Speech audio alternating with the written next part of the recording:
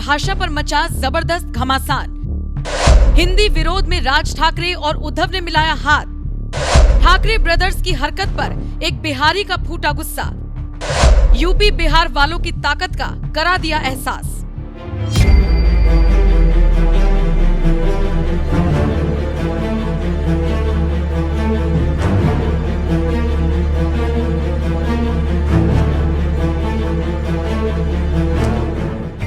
एक वक्त था जब महाराष्ट्र की पहचान ही हिंदू हृदय सम्राट कहे जाने वाले बाल ठाकरे के नाम पर हुआ करती थी।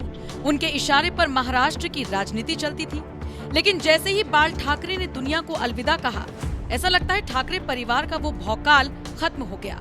क्योंकि बाल ठाकरे के जाने के बाद ना तो राज ठाकरे उनकी विरासत को आगे बढ़ा पाए और ना ही उद्धव ठाकरे। राजनीति के मैदान में दोनों ही नेता एक हारे हुए खिलाड़ी से ज्यादा कुछ नहीं।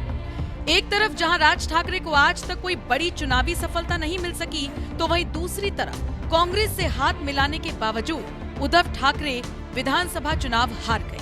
शायद यही वजह है कि नगर निगम चुनाव से ठीक पहले हिंदी भाषा के विरोध के नाम पर राज ठाकरे और उद्धव ठाकरे एक हो गए और ऐलान कर दिया कि अगर मराठी के लिए लड़ना गुंडागर्दी है तो हम गुंडे हैं।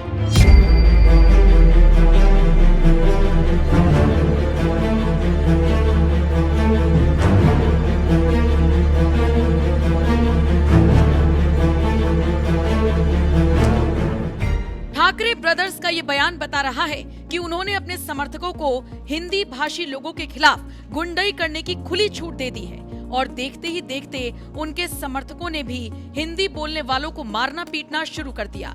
लेकिन अब यही गुंडई ठाकरे ब्रदर्स को भारी पड़ रही है, क्योंकि एक तरफ जहां पूरे देश में ठाकरे ब्रदर्स की फजीहत हो रही है, तो वहीं दूसरी तरफ बिहार के एक युवा ने हिंदी विरोधी ठाकरे ब्रदर्स को खुला चैलेंज देते हुए यहाँ तक कह दिया कि अगर तुम्हारे अंदर दम है तो गोल टोपी और लंबी दाढ़ी वालों को कुछ बोलकर दिखाओ, तब तुम्हें समझ में आएगा। तो उद्धव ठाकरे के जो 2 कौड़ी के गुंडे पाल रखे हैं उद्धव ठाकरे ने, समझ गया ना। ठीक बोले थे नीतीश राय ने, एक बात बोले थे कि तुम्हारी अगर औकात है तो आमिर खान से तुम हिंदी बंद करवाओ। हिंदी में फिल्म निकालता है ना भाई, आमिर खान निकालता है, सलमान खान निकालता है, शाहरुख खान निकालता है, ये खान पठान गैंग वाले जितना भी है सारे हिंदी में फिल्म निकालते हैं। तो कहो ना कि मराठी में फिल्म निकालने के लिए काहे नहीं बोलता उसको। यानी गोल टोपी लंबा दाढ़ी से तुमको प्यार है, लेकिन तिलक जो जनुधारी पकड़ लिया उससे तुम्हारा नफरत हो गया, तो तुम्हारे भाई अथी वाला चलेगा नहीं काम। और रियली बता रहे, हम यहाँ बिहार की धरती से हम उद्धव ठाकरे को चैलेंज करना चाहते हैं कि तुम्हारे अगर औकात है, दम है, तो तुम गोल टोपी लंबा दाढ़ी को कुछ बोल के दिखाओ, तब तुमको समझ में आ जाएगा। हम ओपन चैलेंज बोल रहे हैं उद्धव ठाकरे को, हम एकदम बता दे रहे हैं आपको। ओपन चैलेंज हम देते हैं कि जो 2 कौड़ी का गुंडा पाल के रखा है तुम ना, तो गुंडा का भी सफाया होगा और तुम्हारा भी सफाया होगा। हिंदी बोलना हम लोग बंद नहीं करेंगे। हो सके तो हम लोग महाराष्ट्र जाना छोड़ देंगे, लेकिन हिंदी बोलना अपना बंद नहीं करेंगे। तो बात यही खत्म नहीं हुई। ये बात तो आप भी जानते हैं कि यूपी बिहार के मजदूर महाराष्ट्र की अर्थव्यवस्था की रीढ़ माने जाते हैं और उन्हीं के खिलाफ ठाकरे के समर्थक गुंडई करने पर उतारू हो गए, जिन्हें लताड़ते हुए इस बिहारी युवक ने कहा कि अगर हमने महाराष्ट्र छोड़ दिया ना, तो तुम लोग भीख मांगते हुए फिरोगे। हिंदी हमारी मातृभाषा है, हिंदी और अंग्रेजी दोनों को संवैधानिक अधिकार मिला है, हम लोग हिंदी बोलेंगे। अगर तुमको हिंदी पसंद नहीं है तो याद रखना कि पूरा महाराष्ट्र अगर खाली कर दिए ना, तो भीख मांगते रहोगे तुम लोग सब, सारे भीख मांगोगे वहाँ, याद रखना। अरे बाप रे, बहुत बड़ा बात बोल तो दिए ना कि हम सारे मराठी को नहीं बोलेंगे, क्योंकि मराठी आधा से ज्यादा शिवाजी के वंशज हैं, समझ गए। लेकिन ये गुप्त, ये जो औरंगजेब के वंशज वाले हैं ना, वो ज्यादा उटपटांग मचा रहे हैं। तो याद रखिएगा, बहुत जल्द इसका उपाय होगा। आज देखे होंगे कि महाराष्ट्र में जितना भी व्यापारी मंडल के हैं सारे रोड पर उतर गए इसके खिलाफ प्रोटेस्ट करने के लिए। तो अब टेंशन मत लीजिए, वहाँ के मराठी लोग भी जानते हैं कि ये चीज गलत हुआ है और जो किया है उसके साथ भी बहुत गलत होने वाला है। ठाकरे भाइयों के समर्थकों की बढ़ती गुंडई को लेकर कुछ लोग महाराष्ट्र की बीजेपी सरकार पर ही सवाल उठाने लगे कि महाराष्ट्र में तो हिंदुत्व वाली बीजेपी की सरकार है, लेकिन इसके बावजूद ठाकरे के समर्थक लगातार यूपी बिहार वालों के खिलाफ गुंडई कर रही हैं। जिस पर इस बिहारी युवक ने पलटवार करते हुए कहा, अगर बीजेपी वाकई हिंदुत्व वाली पार्टी होती तो गोल टोपी लंबी दाढ़ी वालों को पाकिस्तान भेज देती। वो दोनों तो भाई हैं जी, तो लोग तो साथ आना फर्ज बनता ही है। लेकिन अभी जो घटना घट रही है महाराष्ट्र में, इसमें वहाँ सरकार किसकी है? सरकार है बीजेपी की।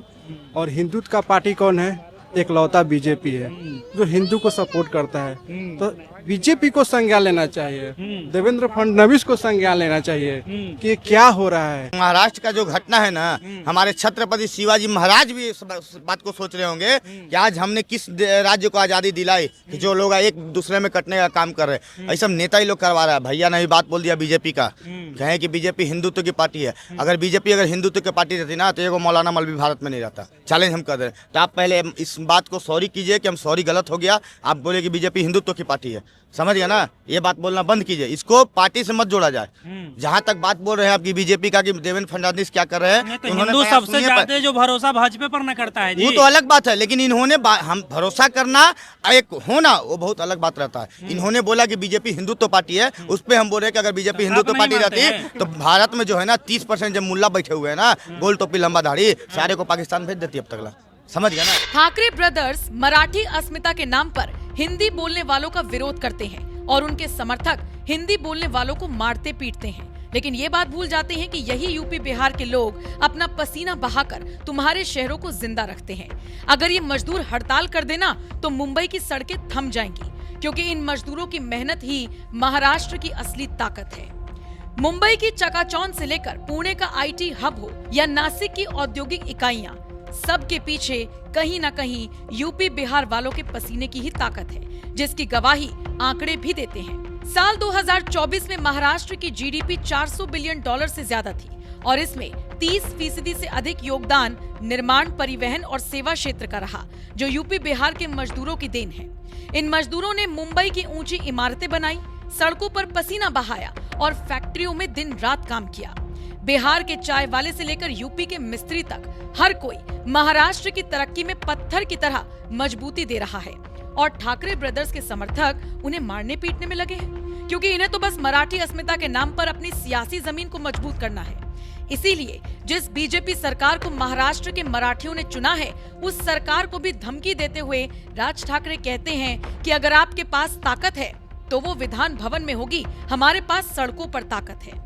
भाषा के नाम पर हिंदुओं को बांटने वाले ऐसे नेताओं के बारे में आपका क्या कहना है? अपनी राय हमें कमेंट कर जरूर बताएं। साथ ही बिहार के लोगों ने इस विवाद पर और क्या कुछ कहा वो भी सुन लीजिए। सबसे पहले सर आपका शुभ नाम? मेरा नाम सोनू कुमार हुआ। क्या कहिएगा, हिंदी बोलना गुनाह हो गया है क्या? क्योंकि महाराष्ट्र से जो घटना सामने आया देखने को मिल रहा है, क्या कहेंगे उसके बारे में? देखिए, महाराष्ट्र की घटना जहाँ तक है उसमें तो अभी ये लग रहा है कि अगर जो हम लोग हिंदी अगर बोल रहे हैं तो उसमें कहाँ कोई गलत है। हालांकि हिंदुस्तान जो देश है ना, हिंदी के लिए ही जाना जाता है, मुख्य रूप से हिंदी के लिए ही जाना जाता है। अगर जो इसमें अलग अलग भाषा, ठीक है आपके राज्य का अलग भाषा है, कहीं हमारी भी राज्य में भोजपुरी बोली जाती है, तवज्जो तो हर किसी को दिया जाता है, पर हिंदी भाषी लोगों को आप उसको पीटिएगा, ये सिर्फ हमें लगता है कि हिंदुओं पे ही अत्याचार है। वही बगल की ही जहाँ पे ये आप मुंबई की घटना बता रहे हैं, वहीं थोड़े ही दूर आगे एक मुस्लिम समुदाय के लोग रहते हैं, ठीक है, बहुत बड़ा संख्या है वहाँ पे। उनको ये हिम्मत नहीं है ना कुछ आके मुस्लिम लोगों को मार सके। सर शुभ नाम आपका? कुणाल किशोर। कुणाल किशोर जी, हिंदी में बात करना पसंद कीजिएगा या फिर कोई और भाषा चूज कर लिया जाए? हिंदी में ही पसंद करेंगे। तो ये बात महाराष्ट्र में बोलिएगा तो आपको पिटा जाएगा, जलील किया जाएगा। तो मैं कहना चाहता हूँ कि महाराष्ट्र में जो सरकार किसकी है ये भी बात होना चाहिए। महाराष्ट्र में सरकार किसकी है और उनकी कई राज्यों में सरकार है, तो सरकार को ये चीज चाहिए कि अगर कोई इस तरह से पीट रहा है तो उस पर कठोर कानून बनाए, कठोर से कठोर कानून बनाए कि कोई भी अगर जा रहा है, हिंदी ही नहीं कोई भी किसी भी राज्य से जाकर कोई भी भाषा में वहाँ बोल रहा है, रह रहा है, तो उसको सेफ्टी सुरक्षा को लेकर के वहाँ सरकार के द्वारा ही पहल होना चाहिए। और बात रही बिहार की तो और बिहारियों की, तो भैया बिहारियों पर अगर जुल्म करिएगा उद्धव ठाकरे जी तो एक दिन आपको भी उसका झेलना पड़ जाएगा, उसका सारा चीज झेलना पड़ जाएगा। ठाकरे ब्रदर्स के बीच अनबन चल रहा था, दोनों अलग अलग थे। अब जब मामला ये हिंदी भाषा वाला आया तो कह रहे हैं कि हिंदी भाषा वाला राज्य जो है डेवलप अपना खुद नहीं करता है, डेवलपमेंट नहीं करता है, हम लोग उसके साथ नहीं है। कहीं ना कहीं हिंदी भाषियों को जो है तुच्छ समझा जाता है। उन लोगों को राजनीति भी करना है, क्योंकि वो लोग देख रहे हैं कि मेरा स्थिति खराब होते जा रहा है, तो दोनों राज ठाकरे और उद्धव ठाकरे जी दोनों कोई अब करीब आ रहे हैं। देखे थे कि मंच पे दोनों एक साथ बैठे हुए और एक साथ बातचीत रख रहे हैं। तो हिंदी हमारी राष्ट्रभाषा है और इसको हम गर्व के साथ बोलना पसंद करेंगे। महाराष्ट्र में जो प्रकरण हम देख रहे हैं, पिछले 4-5 महीने से वीडियो वायरल हो रहे हैं और ये घटना कोई नई नहीं है, ये कई वर्षों से बिहारी झेलता आया है। और ऐसा नहीं महाराष्ट्र में, कर्नाटका में भी ऐसा भेदभाव देखने को मिला गया है। बीच में प्रकरण हुआ था मराठी और कर्नाटक और बिहार में, तो उस बीच में कई प्रकरण उठा था। मनीष कश्यप जो पत्रकार हैं उन पर भी एनएसए वगैरह लगाया सरकार द्वारा। मैं कहना चाहता हूं कि जिन्होंने उस वक्त ऐसे कदम उठाए थे, मनीष कश्यप पे एनएसए वगैरह लगाया था, वो आज मर गए हैं या अस्तित्व में है कि नहीं? क्या बिहारियों के लिए आज आवाज नहीं उठा सकते हैं? यदि वो ऐसा नहीं है, वो लोग जो प्रताड़ना कर रहे हैं वो गरीब पे कर रहे हैं, मजलूम पे कर रहे हैं, जो कमजोर हैं, जो बिहारी वहाँ मजबूत है, उनके सामने बोलने की उनकी औकात नहीं है। और ऐसा नहीं है कि बिहारी वहाँ पर सिर्फ मजदूर वर्ग से ही है, अच्छे अच्छे बिजनेसमैन भी हैं, लेकिन वहाँ पर नहीं जाएंगे। जो बेचारा ठेला लगा रहा है, जो कमजोर है, असहाय है, उसी पर ये लोग अपना जोर जबरदस्ती दिखाता है। और हालांकि सरकार को भी संज्ञान लेना चाहिए, क्योंकि बीजेपी की सरकार तकरीबन कई राज्यों में है और वहां पर भी अभी शिवसेना के 2 पार्ट हो चुके हैं, जिस कारण आपने जो पहले बात रखी है कि दोनों भाई एक साथ मंच पर आए हैं, तो दोनों का जो है कि दोनों अब मिलजुल के सरकार बनाना चाहते हैं और मराठियों के ऊपर विश्वास जताना चाहते हैं। तो ऐसा मराठी इतना मूर्ख नहीं है, मराठी हिंदुत्व के साथ रहता है और वो हिंदुत्व की भाषा की बोलेगा। लेकिन सरकार को, खास करके बीजेपी को, इस पर संज्ञान लेना चाहिए और कठोर कार्रवाई करनी चाहिए।